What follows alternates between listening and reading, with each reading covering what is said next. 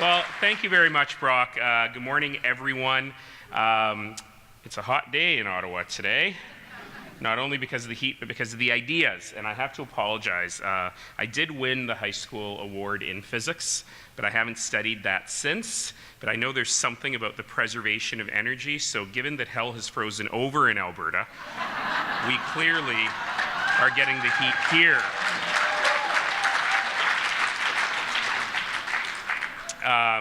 I apologize. Usually the opening act is the boring one, and the main act is the one you're here to see, but you saw Don Iveson already yesterday, so think of me as dessert, I think. We'll probably have slightly different perspectives on all of this, but very, very similar, because of course all cities face the same kinds of issues, and the same kind of conversation needs to happen. And I hope that today is the launching point for a new national discussion around prosperity, around poverty, around how we move forward together. The Calgary Poverty Reduction Strategy is called Enough for All. And there's two meanings to that. The first meaning, of course, is that in a prosperous place, in a wealthy place like Calgary, like Canada, there ought to be enough resources for everyone to be able to live a great life. The other meaning, of course, the tougher meaning for folks in the room today, is that perhaps we are spending enough on programs which are linked to Paul Borden's line, not making it easier to live in poverty, but having less poor people. So how do we use the resources we have in order to achieve that goal? You know, I live in a very wealthy place. We all live in a very wealthy place by world standards. Calgary, of course, is the economic engine of Canada. Even in this downturn, there's lots of activity. Deals are being made, dinners are being had, people are working hard, and many are getting rewarded very handsomely for it. But even in such a wealthy place, many are being left behind. And this is the truth that those of us who work hard on issues of poverty have to face, and it's a tough truth. And that is that every single one of you in this room, every single one of you who works for a civic government, including my colleagues at the City of Calgary, every single one of you who works with an agency working with people in poverty can tell me about the great work you do. Every single one of you can tell me stories about the people you've helped, about the families you've lifted out of poverty, about the folks who've moved on, about the kids who went on to school and stopped the cycle of multi-generational poverty. Every single one of you can tell me that. So why is it that the rates of poverty in our community have not changed in more than a generation? Why is it that child poverty remains stubbornly high despite politicians of every stripe vowing to eliminate it for my entire life? That's a hard question. And it's a question that we have to be able to address. It means we're not doing it right. It means despite those great stories, despite the wonderful work that we're doing with individuals and families, we're not doing it right. And we have to be able to focus ourselves and say, why is it that we're not doing right? What should we be doing more of? What should we be doing less of? And how do we change our mindsets around the issue of poverty, again, not to make it easier to be poor, but to ensure that there is less poverty?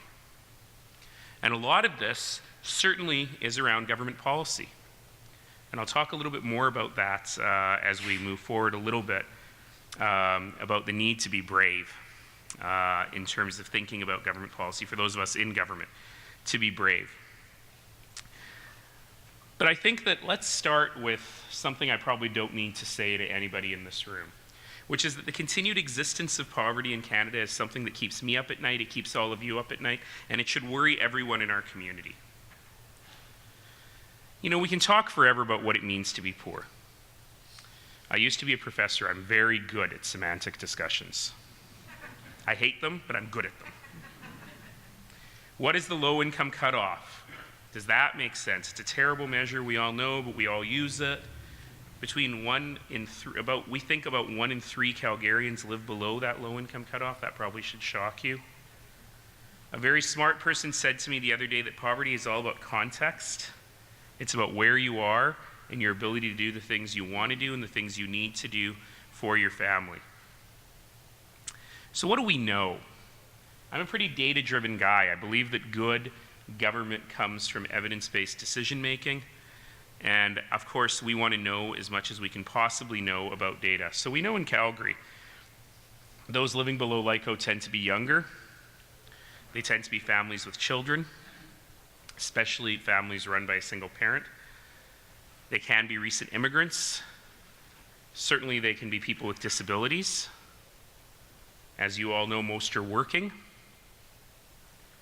And most do not live in the inner cities of our big cities, certainly not in Calgary.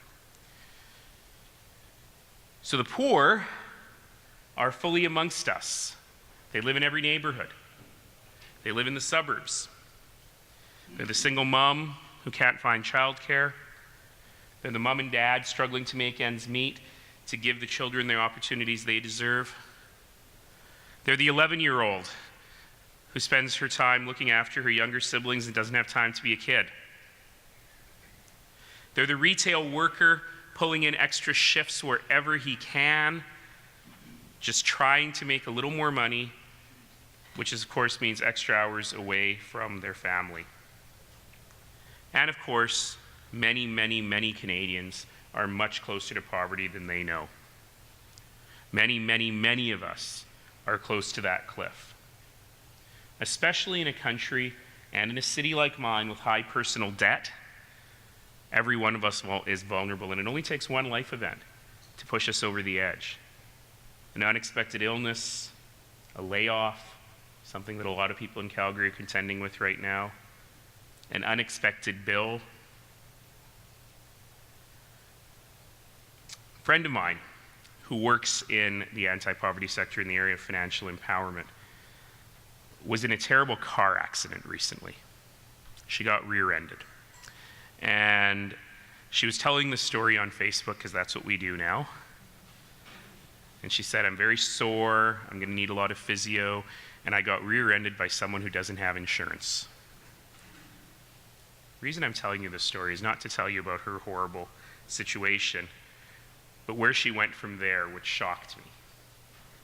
She said, I'm most worried about the guy who hit me, because nobody chooses to drive around without insurance. So clearly something has gone wrong in this person's life.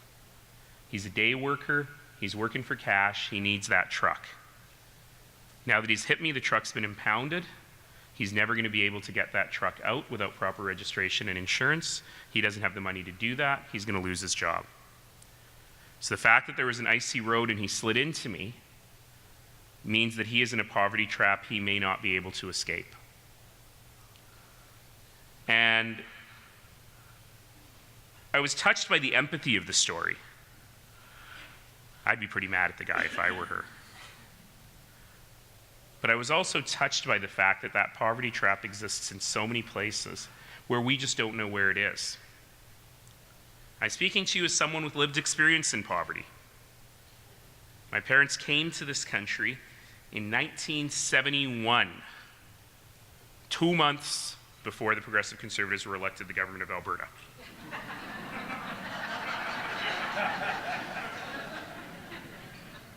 I was born 7 months later.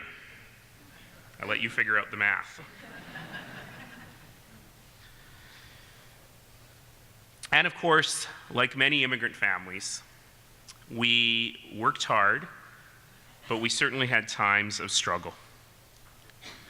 Of course, my sister and I had part-time jobs from the times we were 14. We ran a series of not very good small businesses. I remember doing my homework at the counter of the laundromat that my family ran when I was in grade 6 and grade 7, when I sit there in the evening so mom and dad could actually get out and get home once in a while. My dad's story, I think, is a little bit instructive here. So dad and mom are from Tanzania. By the way, I'm going to Tanzania this summer with my mother. First time in 40 years. I'm terrified. She is excited. I am reminding myself This trip is not for me. This trip is not for me. This trip is not for me. I think I'll be okay. Dad was working as a hotel manager in Arusha, Tanzania, at the base of Mount Kilimanjaro. Arusha was then, as now, used a lot for international meetings, largely because if you get Palestinians and Israelis there, there's nowhere to go. The jungle or the mountain, they're stuck together. And so Dad met a bunch of Canadians. Those folks used to get the Toronto Star delivered to them. And Dad saw a picture. Dad was a voracious reader, he always was. And they'd give the Toronto Star to him to read when they were done with it. And he saw pictures of the opening of Toronto City Hall, Nathan Phillips Square. And to his mind, to the mind of this hotel manager in Africa, he thought to himself, wow, how do you build a building that is that tall, that is round? And he said, you know, one day, I want to go to Canada and I want to see that City Hall. He must have been a frustrated architect. And so he did. He did come to Canada and he did see that City Hall. And 38 years later, 3 years before he passed, he found himself sitting in another City Hall, in a place that the Toronto Star then, as now, never covered.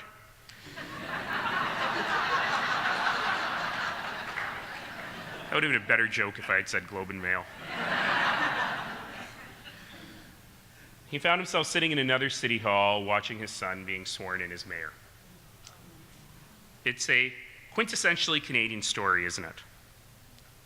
A story of struggle, a story of difficulty, but also a story ultimately of triumph.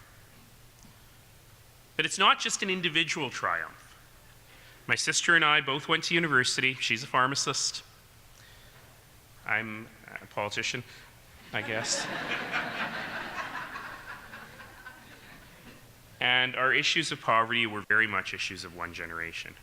My biggest concern with my nieces, who are also coming to Africa, 12 and 6, it's not for me, the trip's not for me. My biggest concern with my nieces is actually that they have too much. And that I want to ensure that they have a very, very good understanding of what the community is and who the people in the community are. We were also raised with an ethic of service that no matter what you have, there's someone who has less. They always have the moral obligation and the duty to be able to do service to help community in whatever way you can. But we didn't do it alone. I grew up in Marlborough in East Calgary in a working class neighborhood, and we didn't have a lot of money. But what I had was extraordinary opportunity. I graduated from an outstanding public school. I spent my Saturday afternoons at the public library. I learned to swim very badly in a public swimming pool. Every time I use that line, I am reminded that I now run the public swimming pools and I better stop bad-mouthing them. I explored the city that I love on public transit. I had the great good fortune of living in a community that cared about my success.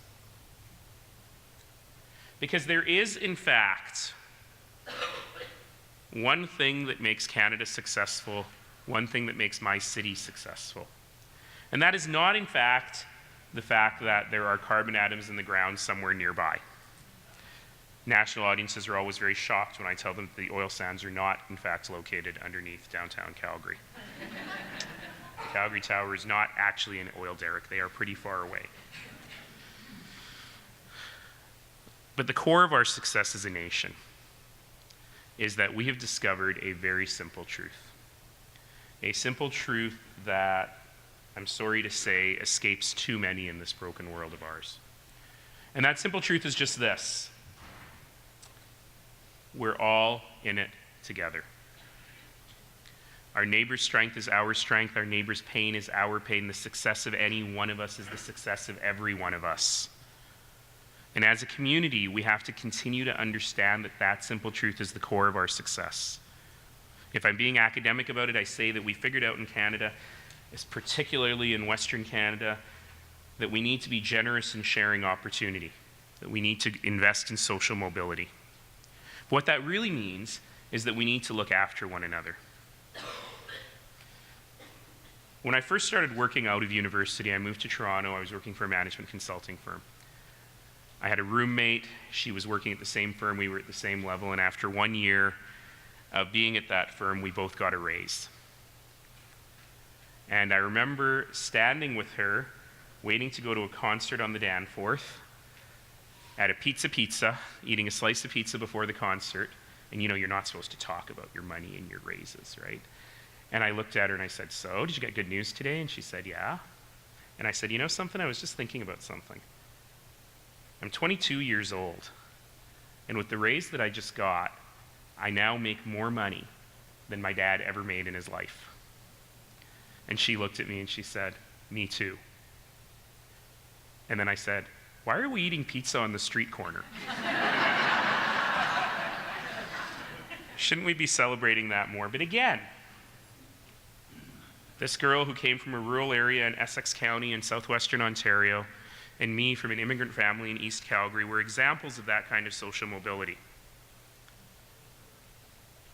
Recently, my mom was telling me that a friend of hers, a lady I know vaguely, who I call Auntie, wasn't doing very well. She wanted to go visit her in the hospital, and I said, "Okay, Mom, I'll give you a ride." And Mom just mentioned in passing, "You know, we owe a lot to this lady." And I said, "Why is that?" And she said, "Well, you know, that period when our business in Red Deer failed and we moved back to Calgary and we didn't have anything." This is 1981. She gave me $200 for groceries, and that kept our family going. And the fact that Mom still remembers that $200, again, I sure hope she paid it back, again, tells me a lot about what community means and about how putting people back on their feet helps every single one of us as a community. So what does that relate to policy? How does that relate to programs? How does that relate to people? The great 3 Ps of how we make change in our community. In 2010, as you heard from Brock, when I ran for mayor, one of my major initiatives was to create a poverty reduction strategy, the first ever poverty reduction strategy for the city of Calgary. It actually came out of a big fight about the issue of the living wage, which is something that I remain skeptical about in many ways. But I decided, well, if I'm skeptical about that, let's look for real solutions here.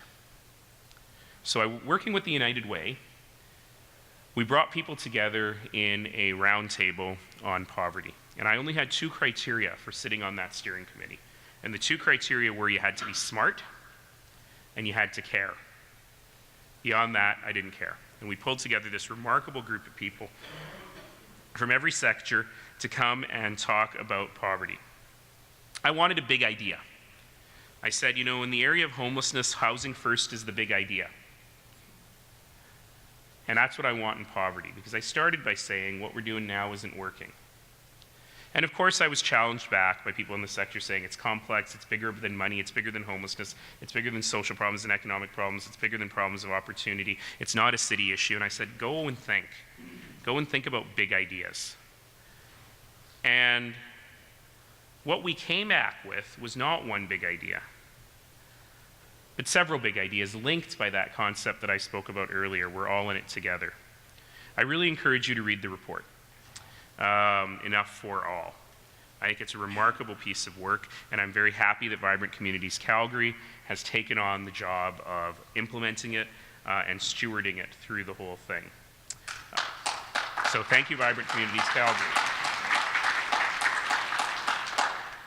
The reason we did that, by the way, the reason that we decided that it shouldn't be the city, even the United Way, running the thing, is because we want it to be community-owned.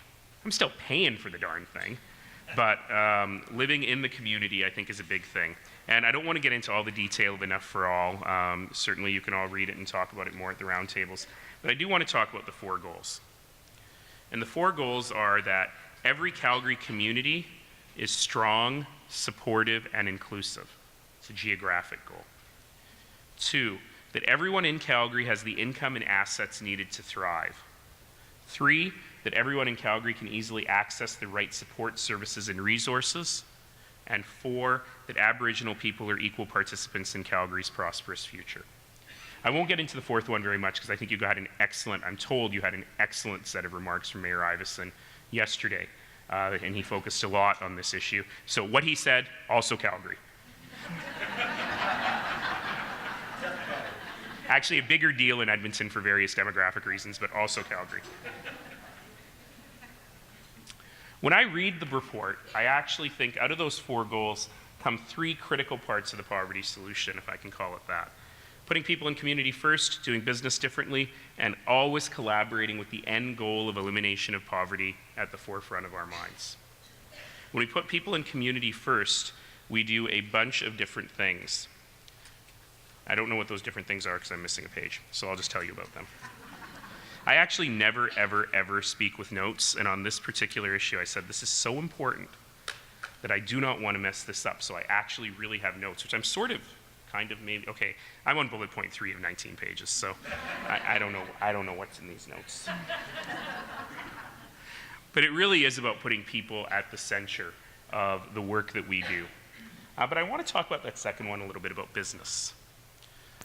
One of the most profound moments during this journey for me was when we pulled together a group of business people representing small, medium, and large business, coming together to talk about issues of poverty. It was very interesting because the businesses talked a lot about their community investment strategies, which were outstanding. They talked a lot about their philanthropy, which was terrific. But what they didn't talk about was owning the issue of poverty through their own business practices.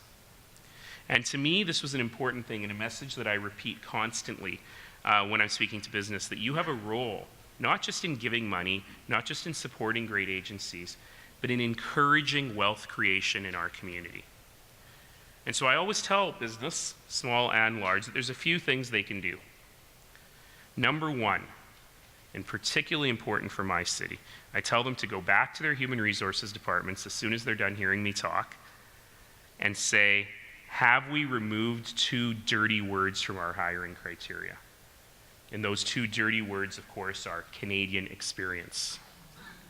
Can we value people for their experience wherever it has come from? Have we been deeply thoughtful about how to engage First Nations people as employees? Calgary, of course, sits on traditional Blackfoot land. I come to you from the lands of the Treaty 7 peoples. But directly across the street from Calgary's western boundary is the Tsuut'ina Reserve. And on the Tsuut'ina Nation, there are many people living directly across the street from the city of Calgary, across 37th Street. And I realized that as an employer, I have about 20,000 colleagues at the city of Calgary. And as an employer, we did not employ 1 member of the Tsuut'ina Nation. Did I mention it's across the street? Did I mention that Calgary, until recently's biggest employment problem was not unemployment, but labor attraction? That was an easy one to fix. Simply doing hiring fairs on the nation's land. But these are things that all of us need to think about.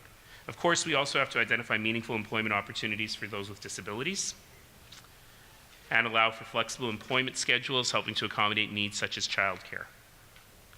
I also say to business that they have one extraordinary power, and that power is in their procurement departments.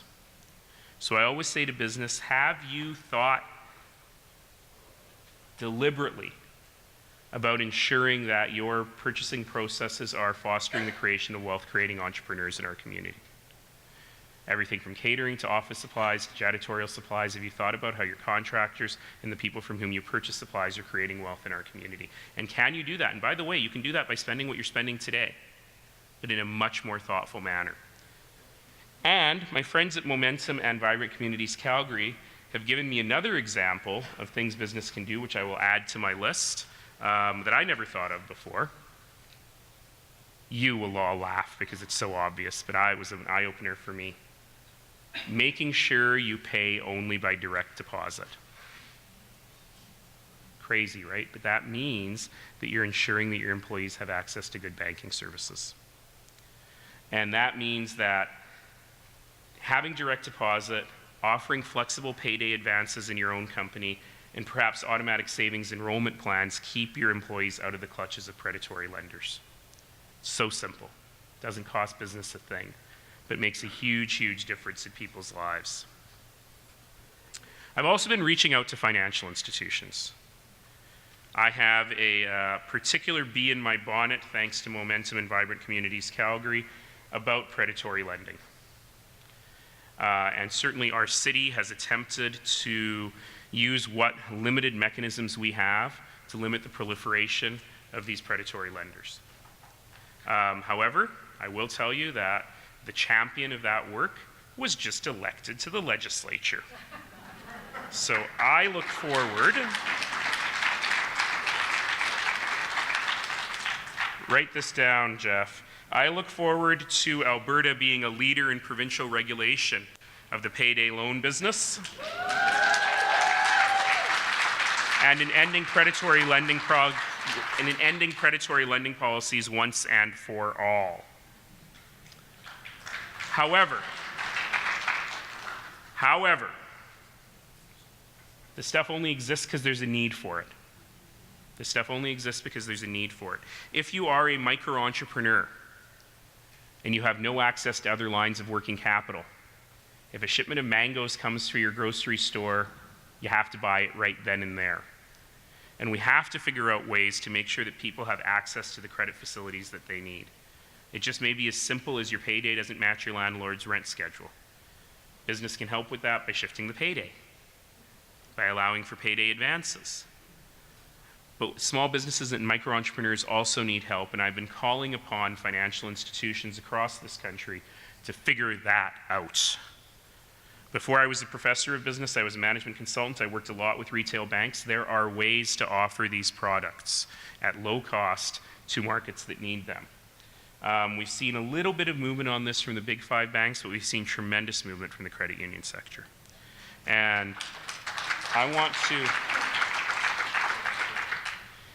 to do a special shout out to First Calgary Financial, credit union in Calgary. First Calgary Financial is working with Momentum to create a product that will offer an affordable alternative to payday loans, and I'm very, very excited about that.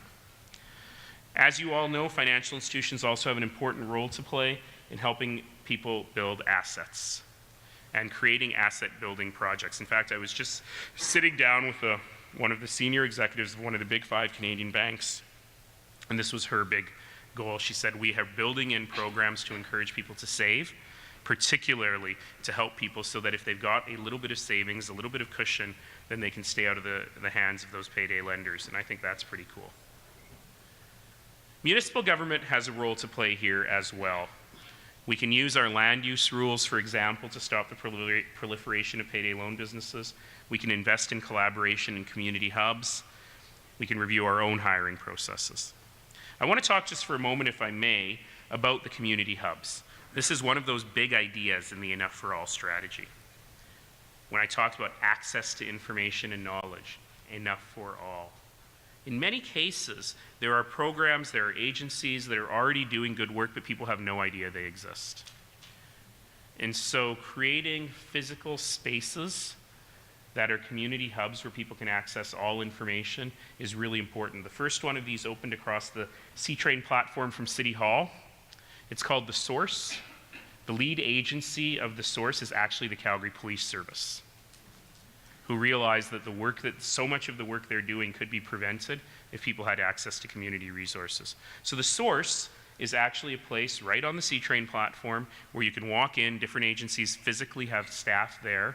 You can present yourself, and it's not that I'm a senior, I have to go over here. I'm a mom with kids, I have to go over here. You present yourself there, and they think of you as an individual, put you at the center of the web, and figure out how to help you. It doesn't have to be that expensive. It doesn't have to be that physical. You know, I was speaking recently at the Alberta Professional Libraries Association with Mayor Iveson. It may be that Mayor Iveson and I were very excited to go to Jasper for the annual Librarians Convention. It was not at all what I thought it would be. A little disappointing. But I said to them, you know, it's all about access to information, and if I could only think of places in the community where there's someone who works in that place who is a curator of information, who really knows how to get to different sources of information that someone can go to and say, I need this, and that person is a Google ninja and knows all about it. Now, do places like that exist in our community? Could I use an existing web? So I think I excited the librarians about potential opportunities to make libraries even more the center of the work that we do. But really, it is about coordinating the work that we do. And I want to give you another couple quick examples. I'm going overtime. I always go overtime. I apologize. But I want to give you another couple of, apparently I'm on page 12 of 20, never mind. I think I've given you 3 or 4 of these bullet points already, maybe 6, I think I'm up to 6.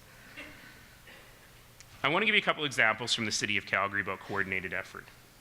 So one thing that has driven me absolutely insane in my 4.5 years as mayor is that I've been pushing my colleagues at the city of Calgary to say, look, if people need a low-income subsidy to access our services, how come they have to apply separately for a low-income subsidy for recreation, for a low-income transit pass, for these various things? Can't you just get together?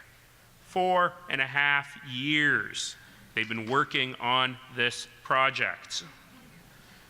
I gave them money to figure out how to do it out of my own office budget. Drove me crazy. Guess what? We now have the City of Calgary single entry pass. This is a big deal. This is really, really important because it helps people preserve their dignity and it helps people access the services that they need, getting back to where I started, those public services that help people gain opportunity. I do want to just say very briefly, because I was asked to tell you a little bit about the fact that we're linking that single entry system to the creation of a low-income transit pass. The low-income transit pass predates our poverty reduction strategy, but it really talks about how our strategy builds on existing action. It was hard to do, but it's really important. And that, by the way, that low-income transit pass is an unbelievably important service. It's really expensive. And I would love to go even further into a sliding scale on that transit pass, because once you hit, we managed to get to 100% of LICO. It used to be 70% of LICO and so on. Once you hit 100%, you have to pay full price. I'd love to implement more of a sliding scale. I have no idea how I'm going to afford that. But it's really important because giving people mobility and the opportunity to get to school and work and around in the community is absolutely vital to improving their existence as members of the community. So this is really important. So our goal in the Enough for All strategy is to reduce poverty by 50% in our city by 2023. It means building relationships, networks, and connections. It means not judging people who are living in poverty. It does not mean requiring people living in poverty to validate their circumstances. It means helping people. Because as I said, our truth that we've discovered is that our neighbor's success is our success, but of course, our neighbor's failure is our failure. And we have to make sure that we are not together failing. So of course, I have some homework for you. I am a professor after all. I want you to share what you're learning, and I want you to share it way beyond this wall, these walls. I mean, you've just listened to me. Hopefully you've heard something interesting. This is not an interesting conversation. This is a conversation about people who've been having this conversation for years. So we actually need to push this conversation much further into our community, into the minds of our decision makers, our business leaders, and others. And we can start creating these partnerships together. But I have homework too. And my homework is to use today as the starting point for a deep and meaningful conversation across this country, amongst mayors, among people who work in the community, among government leaders at other orders of government, and to take leadership. And mayors have to take leadership because no one else will.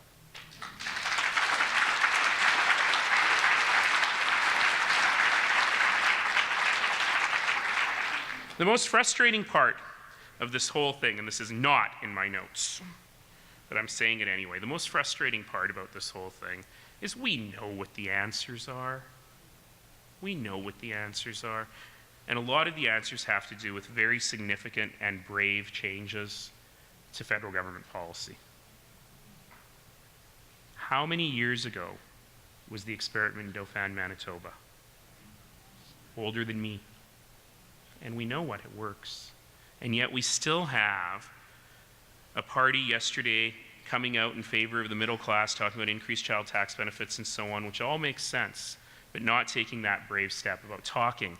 And by the way, their guaranteed child benefit is a negative income tax. It is. So why don't we expand that? Why don't we talk more about guaranteed annual income and negative income tax and talk about the policy changes that need to happen?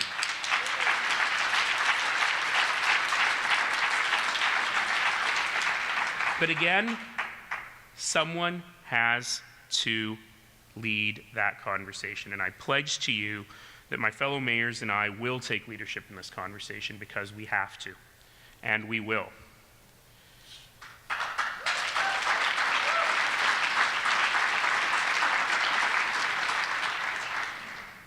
I have many more stories, but there's a panel coming. But I want to leave you with this. When you think about my story, from eating pizza on that street corner to Dad sitting in that city hall, the thing that is extraordinary about my story is that it is not in any way extraordinary. It is an ordinary story.